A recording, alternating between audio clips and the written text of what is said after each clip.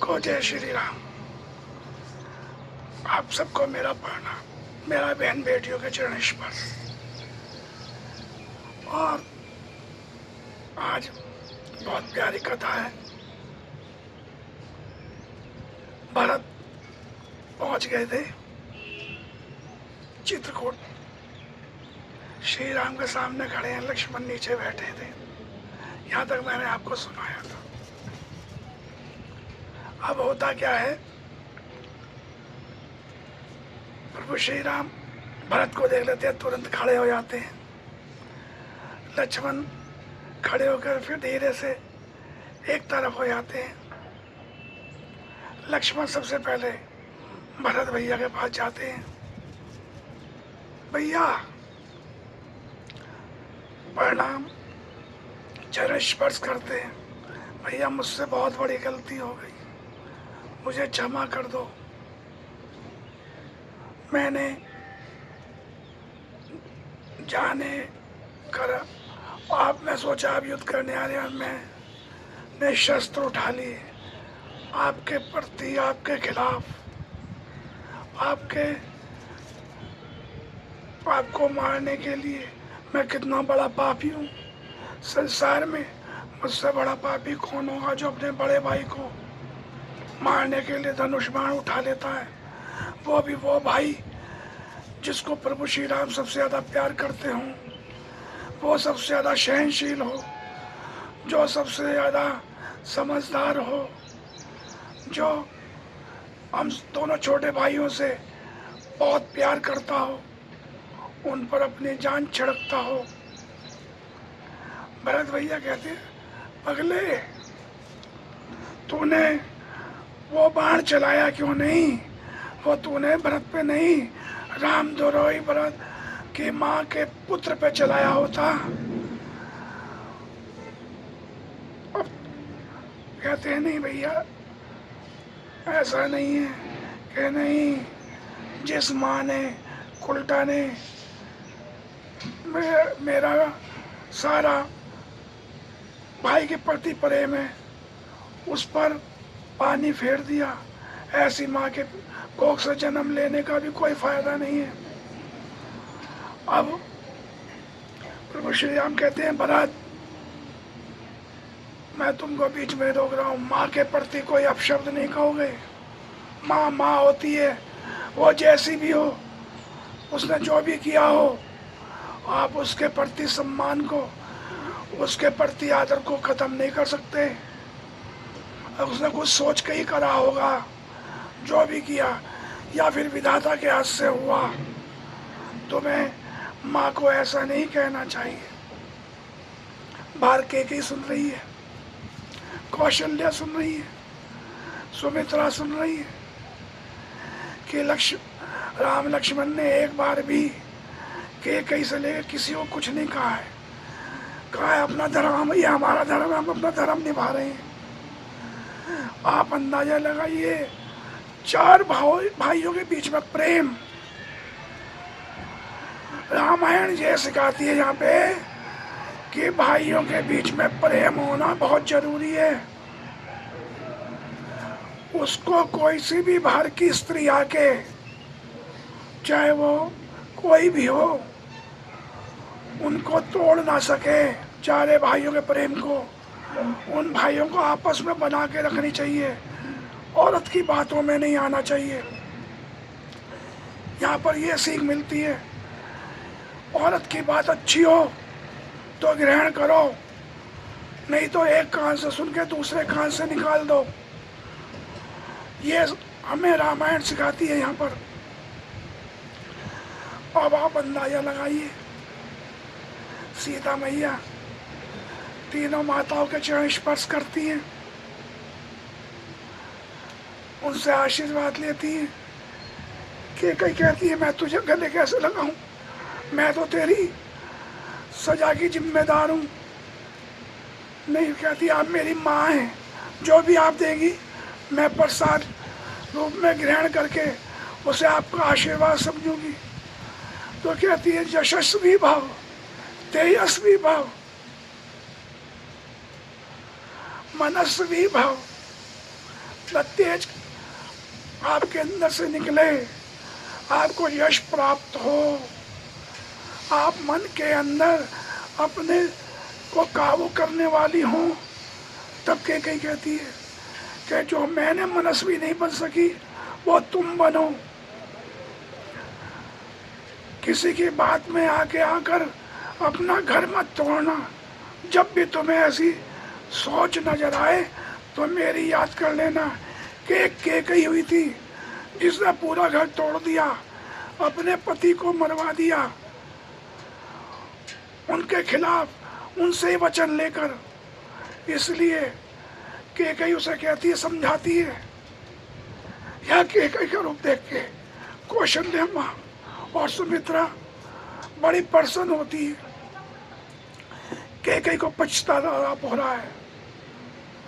अब ये देखिए, रामायण की दूसरी सीख मिलती है कि आपसे अपने बड़ों का आशीर्वाद आप लीजिए, ग्रहण कीजिए।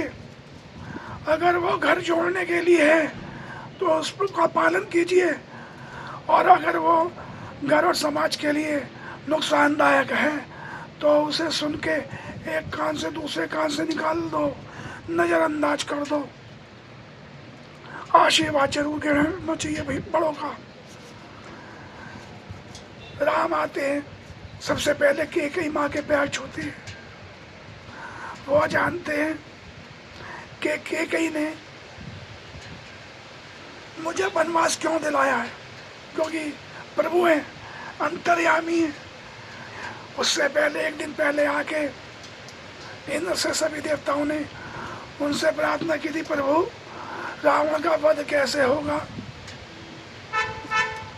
अब यह कथा सुनने वाली है, अगर रावण का वध नहीं होगा तो वो तो और अत्याचारी हो जाएगा। ये देखिए मेरे पीछे बारिश हो रही है, मैं बेंगलोर में हूँ। अब आप अंदाजा लगाइए कि फिर वो जाते हैं कि कौशल्या माँ से कहते हैं, कौशल्या माँ मना कर देती है, मैं तुझे वनवास नहीं दे सकती। सुमित्रा से कहते हैं, मैया आप तो राजी कर लो बड़ी मैया को, आप तो मेरी जान मांग ले। सुमित्रा कहती है, मैं भी दे दूंगी, लेकिन मैं तुझे अपने से दूर नहीं कर सकती। फिर वो कैकेयी के पास जाते हैं, माता आपने तो पिता के साथ युद्ध में भाग लिया था, आप तो छतरानी हैं, आपने तो देवताओं के पक्ष में रह के राक्षसों से लड़ाई करी है, आपने पिता को जीत दिलाई, आप बहुत हिम्मत वाली हैं, आप बहुत ताकतवर हैं, आपका हृदय विशाल है, आप निर्णय लेने में सक्षम हैं। पहले आप मुझे वचन दो, जो मैं मांगूंगा आप मुझे दोगी। अब आप यहाँ सुनिए, हम मंत्रा को दोष देते हैं, हम कैकेयी को दोष देते हैं।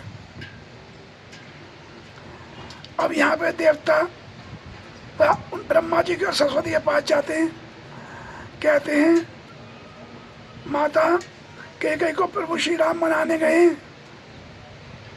आप ऐसा कुछ कीजिए कैकेयी के माता को मति भ्रम हो जाए, मतलब बुद्धि घूम जाए।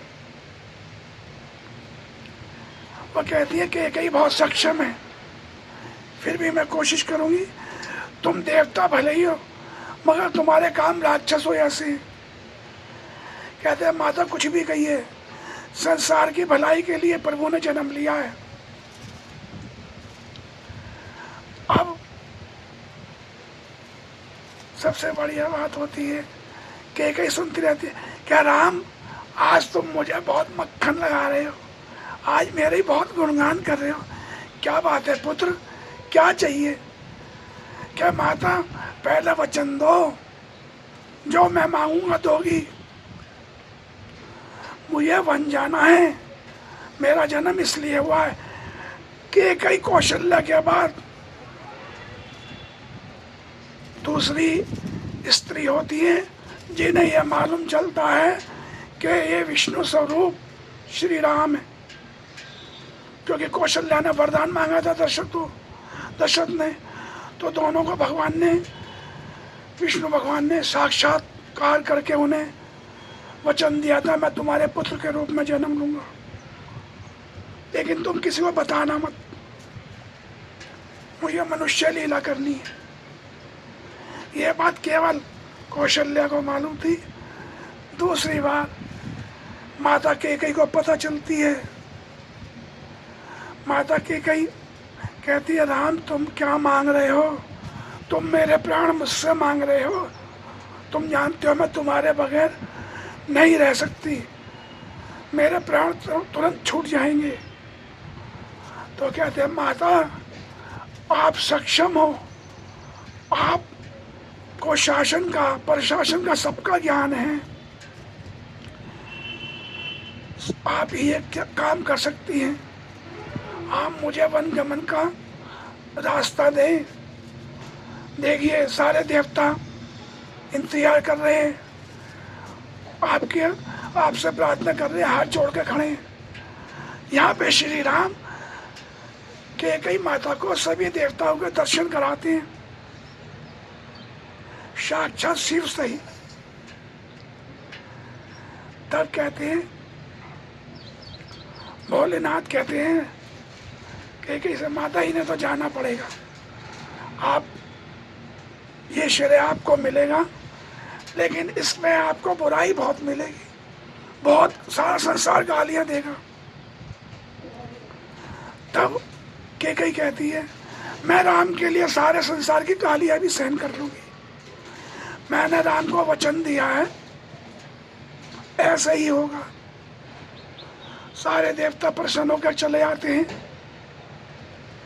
उधर मंत्रा बुद्धि फेरने आती है। कैकेयी जानती है मुझे तो सब मालूम है, चलो इसका भी उद्धार करवा देती हूँ, मंत्रा का उद्धार हो जाएगा इस बहाने। सही महीने में मंत्रा का उद्धार करवाने के लिए कैकेयी ने अपनी इस योजना में मंत्रा को शामिल किया था, नहीं तो इस योजना के सूत्रधार स्वयं प्रभु श्री राम थे, सारे देवता थे। उन्हें मालूम था कैकेयी के अलावा यह कोई कार्य नहीं कर सकता। प्रभु कहते हैं, माता चित्रकूट में जब चरणों पड़ते, आपने मेरी वजह से बहुत सहा है, मैं क्षमा चाहता हूँ, अगले जन्म में मैं आपको इतना ही प्यार दूंगा, आपको कोई कष्ट नहीं होने दूंगा। तब कहती है, ठीक है मेरे राम, मैं महाराज से जाके कहती हूँ, प्रार्थना करती हूँ। कहते हैं, महाराज नहीं मानेंगे, आपको तो वचन दिए थे उन्होंने, आप वो मांग लेना। तो यहाँ देखिए, हम रामायण में जो पढ़ते हैं, जो सुनते हैं, जो समझते हैं, जो ऋषि मुनियों ने कहा है, जो वाल्मीकि ने कहा है, जो तुलसीदास ने, वो सत्य है। वाल्मीकि रामायण में, वाल्मीकि ने राम के पैदा होने से पहले ही रामायण लिख दी थी। इसीलिए रामायण में, वाल्मीकि की रामायण में लवकुश का कांड नहीं आता है, लवकुश का जन्म नहीं आता है, ना सीता का हरण आता है। आप ध्यान देना, राक्षसों के वध के अलावा ज्यादा वर्णन नहीं है। उन्होंने उस टाइम की प्रभु की लीला लिखी थी, उन्होंने सब कहा था, सब बता दिया था कौन क्या है। लेकिन हरि अनंत, हरि कथा अनंता, कहे सुनी बहुविधि सब संता, सब ने अपने अपने प्रेम से प्रभु श्री राम की गाथा का वर्णन किया। इसलिए रामायण कई भाषाओं में लिखी गई। अब सीता मैया कहती हैं, मेरे राम, मुझे कुछ दुख नहीं है, बस तुम्हारा स्नेह मेरे पे बना रहे, मेरा पुत्र मुझे प्यार करे, मुझे कुछ नहीं चाहिए। पहली बार राम की आंखों में आंसू आते हैं। अब तीनों माताएं अंदर चली जाती हैं। माता सीता ले आती है। चारों भैया बैठे हैं, लक्ष्मण और शत्रुघ्न एक एक तरफ खड़े हैं, बीच में प्रभु श्री राम भरत के साथ बैठे हैं। इतने में उन्हें सूचना मिलती है, राजा जनक सह परिवार उनसे मिलने आ रहे हैं। राजा जनक का समाचार सुनकर प्रभु श्री राम प्रसन्न होते हैं, खुश होते हैं। कहते हैं सीता को भी थोड़ा दिमाग को शांति मिल जाएगी और सब मिल लेंगे। भारद्वाज ऋषि है वहां पर, अत्रि ऋषि है वहां पर, सब ऋषि हैं। अत्रि तो उनके मानस पिता भी लगते हैं, क्योंकि तीनों ब्रह्मा विष्णु महेश को माता अनसुईया ने बालक बना दिया था, इसलिए अत्रि उनके पिता भी हुए। तो अत्रि मुनि वहां पे होते हैं। अब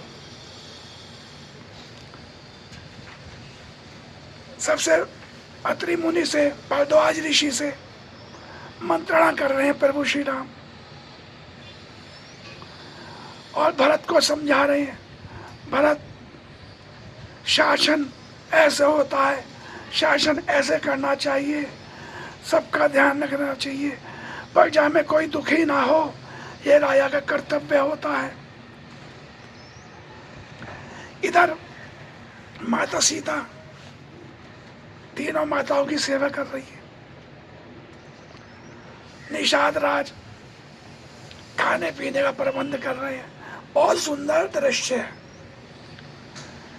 राजा जनक पहुंचते हैं, प्रभु श्री राम उन्हें प्रणाम करते हैं, उनके चरण स्पर्श करते हैं। वह उन्हें रोक देते हैं कि यहाँ पर, अब यहाँ सोचने वाली बात है, दामाद से जिसको आपने अपनी पुत्री पाणी ग्रहण करके दी हो, उससे चरण स्पर्श नहीं करवाते, क्योंकि आपने उनको अपनी कन्या दी है। वो श्री राम को रोक देते हैं और आशीष देते हैं। सब माताओं से मिलते हैं, सब ऋषियों से मिलते हैं। सब जानते हैं ऋषि मुनि कि राजा जनक खुद एक ऋषि तपस्वी का जीवन जीते हैं, इसलिए उन्हें वैदेही की उपाधि मिली हुई है। तब प्रभु सीता से कहते हैं आप जाइए, पिता से मिलिए। वो कहते हैं ऐसी कोई बात नहीं है जो मैं सीता से यहाँ ना कर सकूं। राजा जनक की पत्नी, उनके भाई की पत्नी है, सब जाती हैं, पूरे परिवार से मिलती हैं। यहाँ राजा जनक सीता को एक उपदेश देते हैं, पूरे मन कर्म वचन से श्री राम की आज्ञा का पालन करना और सब माताओं का ध्यान रखना। मैं तुम्हें ले आने नहीं आया हूं और पिताओं की तरह मैं तुम्हारे घर में दखलंदाजी नहीं चाहता। मैं चाहता हूं तुम उनकी अर्धांगिनी बनके उनकी सेवा करो। यही एक पत्नी का धर्म होता है, पूरे परिवार को जोड़ के रखना, ये एक पत्नी का धर्म होता है। अब सीता माता कहती है पिताजी, मैं आपका नाम पे कोई कलंक नहीं लगने दूंगी। मैं अपनी तरफ से कोई ऐसा कर्म नहीं करूंगी जिससे मेरे पिता को शर्मिंदगी हो या उन्हें उनका सर झुक जाए। कहता है शाबाश पुत्री। यहाँ तीसरी सीख मिलती है कि किसी भी माँ बाप को अपनी शादी के बाद अपनी बेटी के परिवार में दखलंदाजी नहीं करनी चाहिए, हस्तक्षेप नहीं करना चाहिए। वहाँ अपनी बेटी को ये समझाएं वो तेरा परिवार है, वो तू उस परिवार की है और तूने अपना परिवार चलाना है। बहुत सोच समझ के परिवार को एक रखना है, संगठित रखना है। कुछ बातें ऐसी होती है जो सहन करके चुपचाप सहन कर ली जाती है। कुछ बातें ऐसी होती हैं जो घर की बातों को बाहर नहीं कहा जाता, चाहे वो माता पिता का घर क्यों ना हो। इसलिए आजकल मैंने देखा है हर परिवार में माँ बाप हस्तक्षेप करने लगे हैं और परिणाम आपके सामने बहुत घरों को टूटने में आज के माँ बापों का हाथ है, खासतौर पर माताओं का, जो अपने बेटियों का घर बर्बाद कर रही है। ये सीख मिलती है रामायण से। अपनी बेटी को कैसे संस्कार देने चाहिए ये सीख मिलती है, उसको कैसा ज्ञान देना चाहिए यह सीख मिलती है। प्राय जनक कहते हैं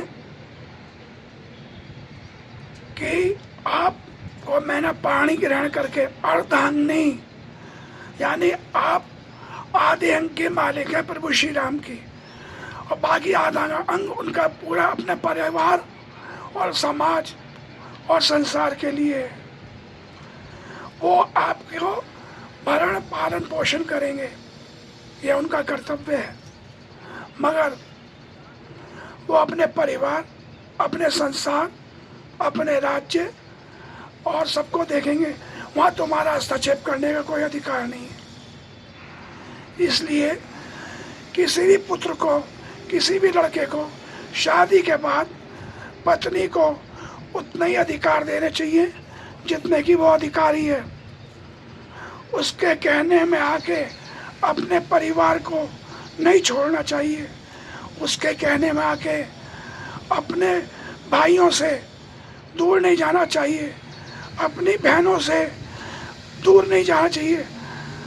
यहाँ एक चीज और देखी जाती रामायण में कि ये कहा गया है पत्नी को अपने भाई की, बहन का आदर सत्कार एक देवी के रूप में करना चाहिए, क्योंकि वो उस कुल की लड़की रही है,